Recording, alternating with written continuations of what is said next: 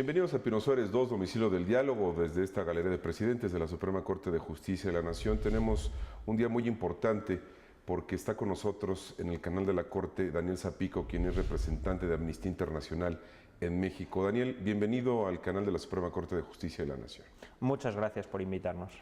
Bueno, Amnistía Internacional, para los pocos, pero hay que reconocer que habría quien no sabe a qué se dedica Amnistía Internacional, pues es el movimiento ciudadano, social, una organización no gubernamental, la más importante protectora en materia de derechos humanos, acompañante desde 1962 de muchos procesos, luchas, batallas, para tratar de dar protección a los derechos fundamentales en todo el mundo. Tengo entendido que tienen representaciones en más de 150 países. Tenemos representación propia en unos 70 países y después investigación sobre más de 150 países y miembros de membresía de Amnistía Internacional en más de 150 países. Casi 3 millones de integrantes estaba yo viendo por internet en todo el mundo. Así es. Personas de muy diferente tipo que en realidad están preocupadas por los derechos humanos y que saben que los derechos humanos nos conciernen a todas las personas. Es una necesidad y una voluntad, la de Amnistía Internacional, de lograr que cualquier persona que quiera pueda contribuir a la defensa de los derechos humanos. Al final, obviamente, y más estando aquí en la Suprema Corte, los derechos humanos tienen un componente jurídico muy importante, pero en realidad tienen un componente social fundamental. Ha sido fruto de la lucha de muchos movimientos, de muchas personas, tanto su reconocimiento como su aplicación, y al final creemos que los derechos humanos deben de ser una preocupación de todas las personas en México y en el mundo. 50 años de trabajo muy intenso, muy reconocido. La verdad es que el trabajo de Amnistía Internacional, las cifras que da a conocer, los estudios, el acompañamiento que hacen procesos en todo el mundo de causas que se consideran emblemáticas, muy importantes para sentar precedentes pro defensa de los derechos humanos, ha sido muy reconocido. Es una organización que hace un trabajo muy serio, muy comprometido, y en fechas recientes, Daniel, acaban ustedes de emitir un reporte, el más actualizado, sobre una especie de diagnóstico a nivel mundial de la situación de los derechos humanos. Yo veía también en su página de internet algunos datos duros muy interesantes, actualizados, que son espeluznantes, y quiero mencionar algunos para inducir a la conversación. Datos y cifras sobre derechos humanos 2013 de Amnistía Internacional. En 2012, Amnistía Internacional registró e investigó abusos contra los derechos humanos en 159 países y territorios de todas las regiones del mundo. Se documentan 112 países que torturaron a sus ciudadanos en 2012. 101 países que reprimieron el derecho de su ciudadanía a la libertad de expresión en 2012. 155 estados votaron a favor de la adopción del Tratado sobre el Comercio de Armas en Naciones Unidas en abril de 2013. Solo 3 países votaron en contra, es decir, se está armando el mundo nuevamente. Malas noticias. 80 países sometieron a personas a juicios injustos. En 57 países se detuvieron a presos de conciencia. Y bueno, la lista sigue. Por aquí tenemos el dato. Las fuerzas de seguridad cometieron homicidios ilegítimos en tiempos de paz en al menos 50 países. En 31 naciones hubo desapariciones forzadas. Podríamos seguir con estos datos duros. El diagnóstico a nivel mundial no es halagador, Daniel. No, el diagnóstico que hacemos a nivel mundial es de que, a pesar de algunos avances en algunos casos, en general asistimos a una situación de apatía de la comunidad internacional a la hora de abordar todas estas graves violaciones de derechos humanos. Todas estas cosas que usted ha citado, creo que a todos o a todas las personas nos repugnan. Nos parece que son cosas que debemos de rechazar y luchar para que no existan, y sin embargo los gobiernos de la mayor parte del mundo asisten como espectadores o incluso a veces como colaboradores a muchos de estos crímenes. Un caso tal vez emblemático es el de Siria, donde poco a poco la violencia ha ido creciendo, donde la comunidad internacional ha sido incapaz de ponerse de acuerdo para actuar, a pesar de que existen incluso la obligación legal del Consejo de Seguridad de Naciones Unidas de adoptar medidas para proteger la paz y la seguridad internacionales, y no lo han hecho. y al final lo que sucede es que la situación en Siria ha ido agravándose, ha ido haciéndose cada vez peor, y lo único que ha cambiado son las cifras. Ya estamos hablando de más de 70.000 muertos en un país muy chiquito, 1,4 millones de refugiados en países limítrofes, 4 millones de desplazados internos y numerosas violaciones de derechos humanos tanto por el gobierno como por los grupos armados de oposición. Un genocidio. No sé si podemos hablar de genocidio en términos jurídicos, pero desde luego estamos hablando de una situación gravísima que debe de ser abordada y ante la que el mundo se está limitando a mirar. Desde que comenzó los actos de violencia hace más de 2 años, ya Amnistía Internacional pidió una serie de medidas pacíficas que esperábamos que evitaran esta escalada de violencia. El mundo fue incapaz de ponerse de acuerdo para adoptar estas medidas y al final lo que tenemos es una situación ahora mucho más compleja, con una solución mucho más difícil. En no actuar a tiempo también existe una responsabilidad. La responsabilidad internacional no únicamente es de aquellos países que han actuado armando, por ejemplo, a los actores. Por omisión también se peca. Sino la acción por omisión, exacto. Veíamos en estas cifras que el mundo se está armando. La abrumadora mayoría de países en Naciones Unidas representadas en la ONU han votado por los tratados de comercio de armas. Sí. Estas son malas noticias, ¿no? Bueno, son malas y buenas. El año pasado fue el año pasado donde el gasto militar mundial fue el mayor de la historia. Mayor que durante la Guerra Fría, aquella famosa carrera de armamentos. Posterior a la Segunda Guerra Mundial, posterior a la Segunda Guerra Mundial. Y sin embargo ahora se está gastando todavía más. El Tratado sobre Comercio de Armas fue un esfuerzo de más de 20 años que en realidad tiene elementos positivos, porque por primera vez se va a regular el comercio de armas. Ahora mismo está más regulado el comercio de plátanos, o el comercio de vino, o el comercio de huesos de dinosaurio, aunque pueda parecer poco relevante. O de colmillos de elefante, ¿no? Exacto, que el comercio de armas. Entonces, este tratado supone por primera vez regular ese comercio. Es un tratado al cual todavía le faltan muchos elementos y donde además sabemos que el gran reto va a estar en cómo se aplique, pero es un paso positivo el que al menos exista esta regulación y sobre todo que esta regulación nos permita ir avanzando en años posteriores en su refuerzo. Sin embargo, la gran duda sigue siendo la aplicación. Vemos que Rusia sigue armando a Siria, por ejemplo, vemos que China sigue armando a Sudán a pesar del conflicto interno en Sudán, que Estados Unidos sigue armando a Egipto o a Bahrein a pesar de que estos países utilizan esas armas para la represión interna de la disidencia, y podemos seguir con un largo etcétera con muchos otros países, muchos países europeos, por ejemplo, implicados también en este comercio de terror que cada año causa más de 500.000 de víctimas en todo el mundo, más de 500.000 de personas muertas víctimas de las armas de fuego. Por eso necesitamos que este tratado no se quede ahí, sino que realmente vaya mucho más allá. En este caso México ha jugado un papel muy importante y reconocemos desde Amnistía Internacional y desde otras organizaciones el papel que ha jugado México tanto con la anterior administración como con la actual a la hora de impulsar una regulación del comercio de armas. He querido comenzar con la realidad global para aterrizar a los temas en México.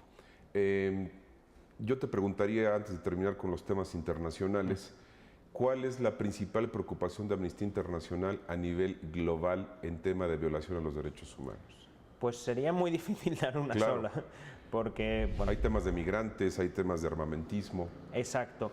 El tema de migración es tal vez un tema muy importante porque al final estamos viendo que es un fenómeno global, con características locales en los diferentes países, en las diferentes regiones, pero donde al final la inequidad en el desarrollo internacional, la falta de oportunidades en los países de origen, la violencia, todo esto son elementos que mueven a millones de personas a dejar sus casas.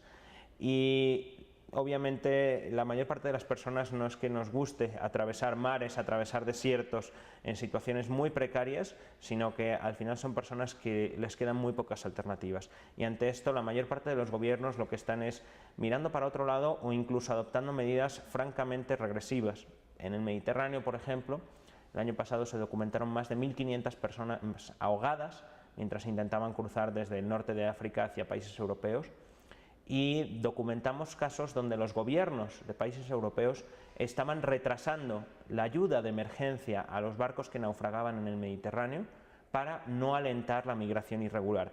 Estamos viendo retrocesos que nos llevan a siglos atrás. La obligación de atender a los barcos en problemas es una de las obligaciones básicas que surgen, que están incluso en los orígenes del derecho internacional. Entonces vemos cómo es un retroceso enorme, donde la Realpolitik, que aplican muchos países, de poner los derechos humanos en un segundo plano en función de sus intereses, está muy presente, pero es una Realpolitik que sabemos que no funciona. Sabemos que no es esa la manera de abordar los problemas, sino que el respeto a los derechos humanos debe de ser el punto de partida. Al final, si todas las personas tuvieran acceso a servicios de salud, a educación, a una vivienda digna, a agua en sus casas, en sus países de origen, probablemente el flujo migratorio a nivel mundial se reduciría, porque la mayor parte de las personas no quiere salir de sus países, sino que lo que quiere es tener una vida digna para ellos y para sus familias.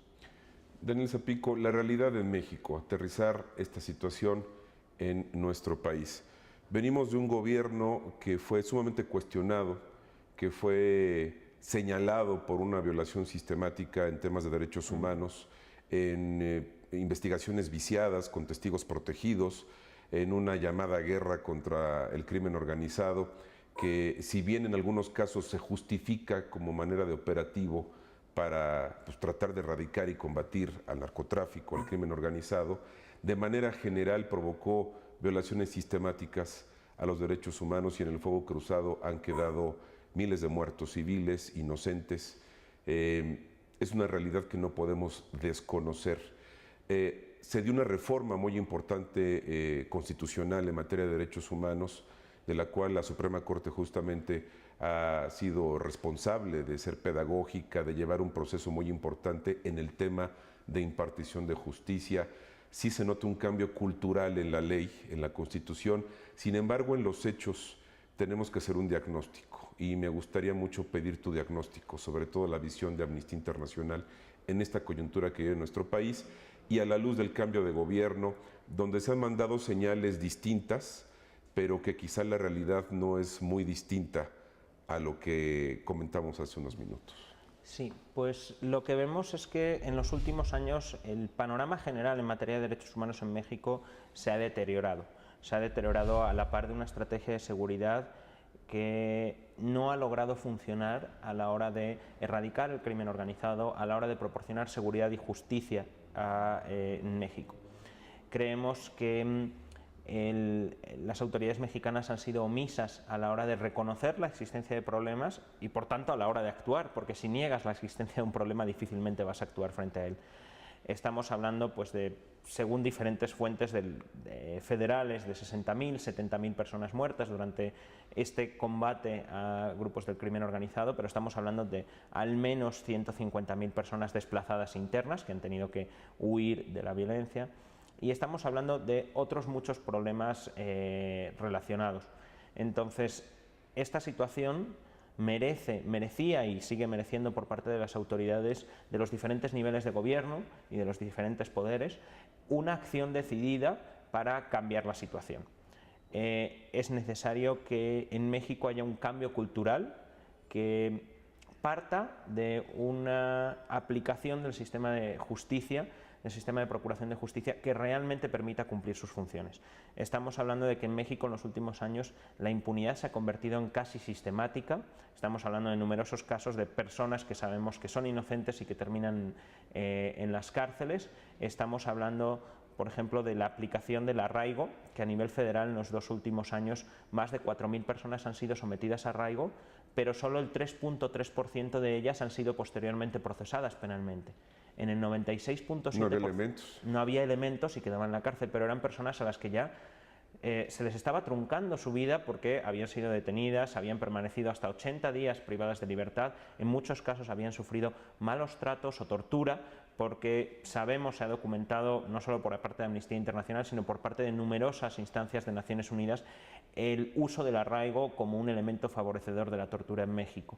Entonces, todo esto hace que necesitemos un cambio radical. Es necesario que en México se produzcan verdaderas investigaciones que permitan levantar pruebas ubicar a las personas responsables y llevarlas ante la justicia, y no lo que hemos asistido en los últimos años, que ha sido casi a una perversión del sistema de procuración de justicia, donde primero persigo y después busco las pruebas, como sucede con el arraigo, o primero disparo y después ya vemos lo que ha sucedido, como ha sucedido en muchos casos. Vemos como en muchas ocasiones las autoridades, cuando se producían tiroteos o cuando se producían masacres grandes que llegaban a medios de comunicación, lo que afirmaban rápidamente era: son personas complicadas con el crimen organizado. Unas autoridades que eran incapaces de llevar a cabo investigaciones adecuadas, que hacen que la impunidad en los delitos en México, según Naciones Unidas, sea de entre el 98 y el 99%, pues unas autoridades que eran incapaces de investigar, sin embargo, en pocas horas eran capaces de afirmar que personas que no sabían ni siquiera su identidad, que no habían sido capaces de identificar, sin embargo, estaban complicadas con grupos criminales. Como si eso fuese una manera de deshacerse de sus responsabilidades y decir: como están complicados con grupos criminales, yo no tengo que investigar, lo cual al final suponía pervertir totalmente la lógica de la procuración de justicia. Y en muchos casos, además, hemos visto situaciones bochornosas, donde después de haber hecho estas acusaciones de algo habrán hecho, han salido pues noticias de que se trataba de gente que no tenía nada que ver con grupos criminales. Entonces, al final se ponía una responsabilidad enorme sobre las propias víctimas y sus familias, en lugar de cumplir efectivamente esta misión de investigar y de ubicar a los responsables. Y al final es necesario cambiar esa situación para proporcionar justicia en México. Cuando la violencia es de tal magnitud y genera este grado de descomposición institucional, hay que decirlo, ¿es posible cambiar en el corto plazo, Daniel? Es una pregunta que todo el mundo le lanza al nuevo gobierno, que todo el mundo en campaña política le hizo a los candidatos principales a la presidencia y al actual presidente de la República, Enrique Peña Nieto, respecto a un desmarque, digamos, en términos políticos, de su antecesor Felipe Calderón. ¿Es posible, en este grado de descomposición, con este nivel de violencia en las calles y en algunas regiones generalizado, hacer un cambio de corto plazo en la política de seguridad nacional o de seguridad pública? Sabemos que las cosas necesitan su tiempo. Sabemos que el 1 de diciembre pasado México cambió de gobierno, pero el país no cambió, el país siguió siendo el mismo y los problemas siguen siendo los mismos. Entonces, somos conscientes de que se necesita tiempo. En estos primeros meses del gobierno de Enrique Peña Nieto ha habido una mayor apertura a la hora de reconocer la existencia de problemas. Se firmó la famosa ley de víctimas, se ha reconocido que las desapariciones son un problema generalizado en México que necesita atención. De hecho, pues en los últimos días hemos asistido incluso a la presentación de una nueva unidad para la búsqueda de personas desaparecidas. La PGR dio un cambio muy drástico, muy importante. Sí. Lo que pasa es que lo que no estamos viendo, y ese es el motivo de preocupación, es que esos cambios en el discurso estén permeando realmente a la realidad, a la práctica cotidiana. Seguimos viendo que no ha habido avances, por ejemplo, legislativos en temas como la reforma del fuero militar. El año pasado la Suprema Corte de Justicia dictó una serie de sentencias históricas a la hora de acotar la aplicación del fuero militar en los casos en los que existían violaciones de derechos humanos, dejando claro que el fuero militar tiene su función de ser su naturaleza en la salvaguardia de la disciplina militar, pero sin embargo el legislativo todavía no ha cumplido su obligación de reformar el fuero militar para dar seguridad jurídica a todas las personas. Y ya hay, que tenga yo en mente ahora mismo, 14 propuestas entre las dos cámaras presentadas para reforma del Código de Justicia Militar en diferentes aspectos, algunas de acuerdo con estándares internacionales, en otras ocasiones no. Y 14 propuestas sobre el mismo tema muestra que hay un consenso, tiene que abordarse ese tema y tiene que abordarse rápidamente, y sin embargo no avanzan las propuestas. Esto nos resulta preocupante. Sabemos que las leyes no son lo único que van a transformar a México, pero obviamente necesitamos leyes que sean acordes con los estándares internacionales. Pues en este tema de fuero militar, en desaparición forzada, por ejemplo, donde aunque existe una norma federal y existen normas en varios estados, apenas en 2 estados, creo recordar, la tipificación de la desaparición forzada es realmente acorde con los estándares internacionales de derechos humanos. En los casos de tortura, donde a finales del año pasado el Comité contra la Tortura de Naciones Unidas hizo un examen bastante duro de México, con una serie de recomendaciones que el actual presidente se comprometió a aceptar y a trabajar para su cumplimiento, pero todavía no vemos cuáles son las medidas concretas que van a cambiar esta situación. México necesita una nueva estrategia de seguridad, basada en no confundir lo que es la seguridad nacional con la seguridad ciudadana, sino en saber que son dos esferas diferentes que requieren dos aproximaciones diferentes y que lo que México vive es una crisis de seguridad que requiere una nueva política de seguridad ciudadana. Hablabas tú, por ejemplo, de los temas de personas desaparecidas. El gobierno federal hizo pública información sobre más de 26,000 personas desaparecidas, el gobierno actual, entre diciembre de 2006 y diciembre de 2012. Se criticó también mucho cómo se cuantifica o cómo se obtiene esta cifra, pero se dio. Es decir, el gobierno de manera oficial reconoce 26,000 personas desaparecidas en este periodo. Otro dato, por ejemplo, en 2012 la Comisión Nacional de Derechos Humanos recibió 1,662 denuncias por tortura y malos tratos. Esto nos habla del contexto al cual tú referías, ¿no? Así es. En el caso de desaparición somos conscientes de que hay un problema metodológico con las cifras, pero más allá de si son 26,000, si son 30,000, si son 20,000... Es igualmente grave, ¿no? Es igualmente grave. A la familia de una persona desaparecida probablemente le da muy igual saber si es un caso único o si son 1.000 o si son 20,000. Lo que necesita es justicia, investigaciones adecuadas, saber dónde está su familiar desaparecido y ubicar a los responsables de dicha desaparición y que se les lleve ante la justicia y se haga justicia. Entonces, ese es el verdadero reto que debe de abordar México.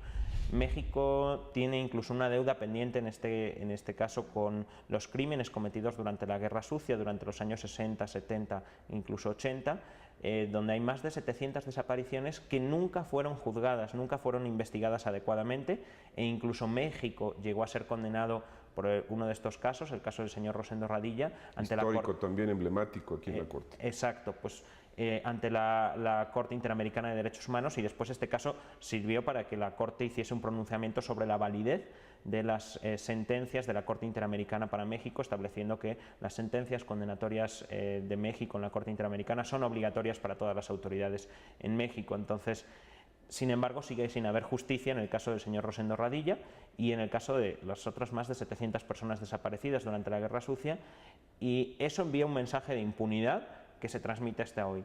En la mayor parte de los casos, citaba usted las denuncias de tortura y malos tratos recibidas por la Comisión Nacional de Derechos Humanos.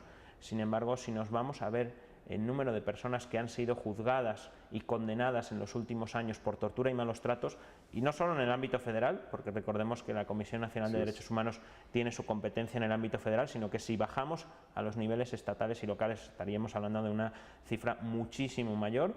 Pues, sin embargo, las condenas por tortura y malos tratos son prácticamente anecdóticas, y esto nos habla de una situación de impunidad sistemática, una impunidad que se da en casi todos los delitos que se cometen en México, pero que es necesario que México aborde especialmente cuando hay funcionarios o funcionarias públicas implicados.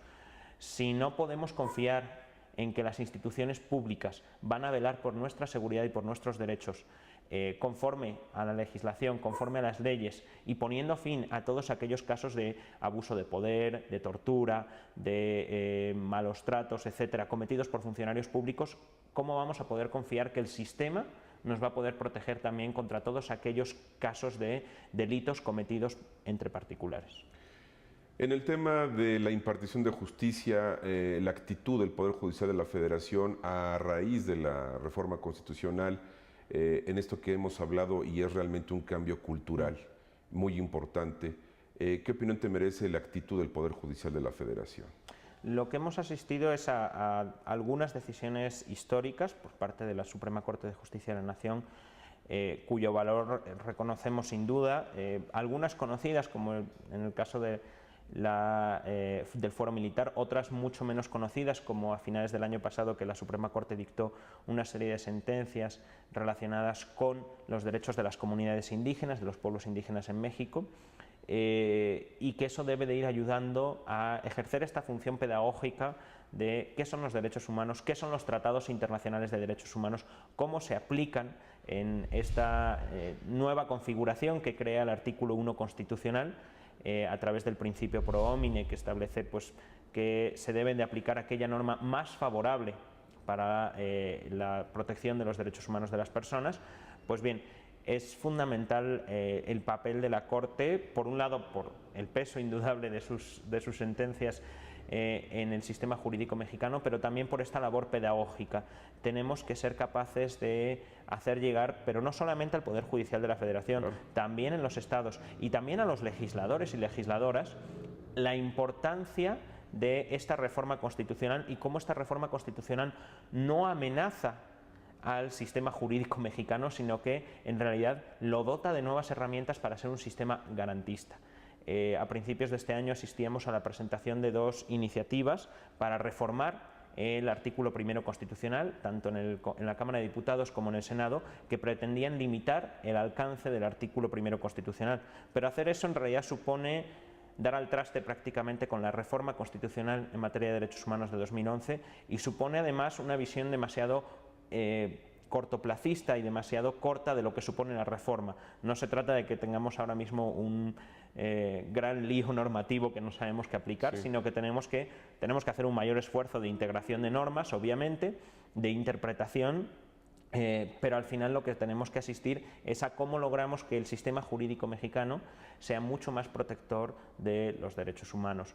Entonces, más que intentar limitar los alcances de la reforma constitucional de 2011, que es lo que han intentado algunos legisladores, lo que tenemos que entender todos y todas, incluyendo los legisladores también, es el potencial transformador que tiene esta reforma, no solamente en el corto plazo, sino realmente para hacer de México un país mucho más garantista. Para terminar, nos quedan 3 minutos, se ha ido muy rápido. ¿Qué perspectiva o qué esperanza tendría Amnistía Internacional como un organismo muy importante, muy respetado, respecto al nuevo gobierno y al tiempo que tú decías es prudente para esperar un cambio y exigirle resultados al gobierno de Enrique Peña Nieto? ¿Esperarían un golpe de timón? ¿Esperarían un cambio de actitud que respete profundamente los derechos humanos y empiece a mitigar estos efectos que nos deben de avergonzar a todos los mexicanos? Pues en algunos casos estamos preocupados porque creemos que ya algunas de las medidas deberían de haberse tomado, deberían de haberse implementado. Por ejemplo, pues el impulsar reformas legales en aquellos casos en los que está muy claro que son necesarias. Vamos a seguir trabajando, vamos a seguir colaborando, teniendo diálogo con el gobierno y también con el legislativo para intentar promover estos avances. En próximos días vamos a presentar un informe sobre la situación de desapariciones en México y durante el año pues vamos a seguir viendo cuáles son los avances. Obviamente hay cosas que llevan más tiempo, pero México necesita un cambio radical en materia especialmente de la política de seguridad para garantizar realmente seguridad y justicia para los mexicanos y mexicanas. Y estamos a la expectativa de estos anuncios. Hemos visto el Plan Nacional de Desarrollo que se presentó hace apenas unas semanas, pero donde vemos que todavía ahí los temas de seguridad y los temas de derechos humanos, aunque aparecen citados y en seguridad se habla mucho de ellos, sin embargo vemos muy poco en la práctica cómo ese Plan Nacional de Derechos Humanos, el Plan Nacional de Desarrollo, disculpe, va a suponer un cambio. Entonces estamos preocupados, pero también estamos dispuestos a trabajar para lograr los avances que México necesita. ¿Ustedes tienen la esperanza de que el discurso se honre en los hechos, que este discurso permee la realidad de nuestro país? Esperamos que sí. Es lo que México necesita. Ya hemos tenido mucho tiempo de promesas, mucho tiempo de acciones vacías, me refiero pues con anuncios de creación de planes, programas, fiscalías, instituciones especializadas que al final... Que es lo mismo de siempre, ¿no? Exacto, es lo mismo de siempre y no servía para transformar la realidad, y lo que esperamos es que este no sea el mismo caso, que realmente lo que haya sean cambios reales y profundos. Entonces vamos a estar dando un seguimiento, no solo a Amnistía Internacional, sino junto con otras muchas organizaciones de derechos humanos para intentar garantizar que haya esos avances. Daniel Zapico, director de Amnistía Internacional en México, agradezco mucho estos minutos para el canal judicial y también hago votos para que sigamos intercambiando ideas y estando muy pendientes de los diagnósticos, de las reflexiones y de los llamados de atención que hace Amnistía respecto al tema de la protección a los derechos humanos, el respeto a los derechos fundamentales, que es un tema en el que todas las instituciones, sea gobierno, sea ciudadanía, debemos de estar involucrados para dar soluciones. Agradezco mucho estos minutos para nosotros. Y yo agradezco mucho que nos hayan invitado y que nos den este espacio, porque somos muy conscientes del papel fundamental que el Poder Judicial juega y debe de juzgar para la protección de los derechos humanos en México. Por eso estamos muy honrados de estar aquí hoy. Daniel, muchas gracias. También le agradezco a usted el favor de su atención. Le invito a que siga en el canal judicial. Muchas gracias.